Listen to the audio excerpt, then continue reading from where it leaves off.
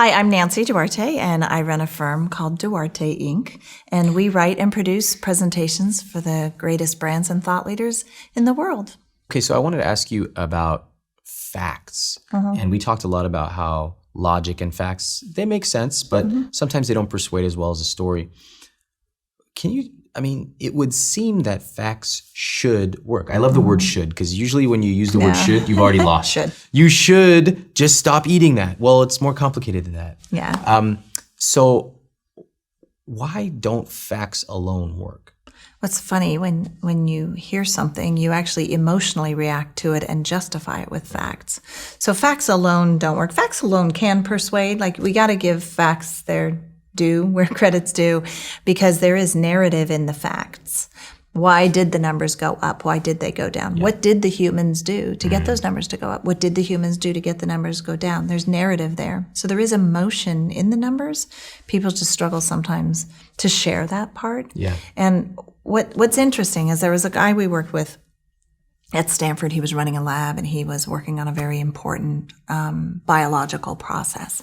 And he needed to do a presentation. He had 15 minutes. He was up against 8 people to win $1 million or $2 million, a lot. It would have funded his lab. He wouldn't have had to worry about fundraising. And everyone else shared their facts. And he knew that if he put the right amount of emotional appeal in there through a story, that would maybe make him stand out. So everyone presented their facts.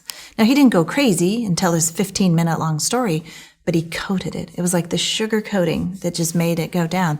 And he had this thread of a story through, and he won. He didn't even think his idea was the best, but he won the money with just that little. So even the analytical types that think they don't feel, or I don't come to work to feel, they still can be persuaded through the right amount of emotional appeal. Do you notice a lot of resistance, particularly with technical people, around storytelling?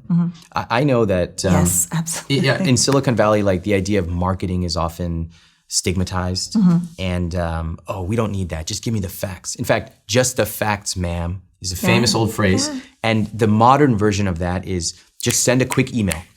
My emails are often 20 pages long, and people read them.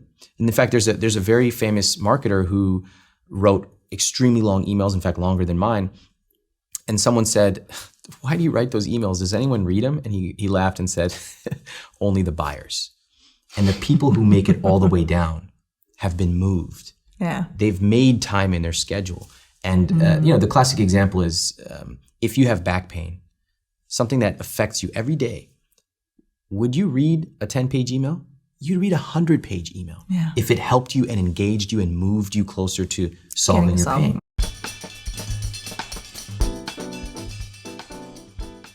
The more advanced and successful people I meet, the more open they are to really tough feedback. Yeah. And if brutal. It's brutal. If you can imagine someone at the beginning of their career, like, even just for me, I would not have wanted to do that because I would have been afraid of what the feedback, like, that's stupid.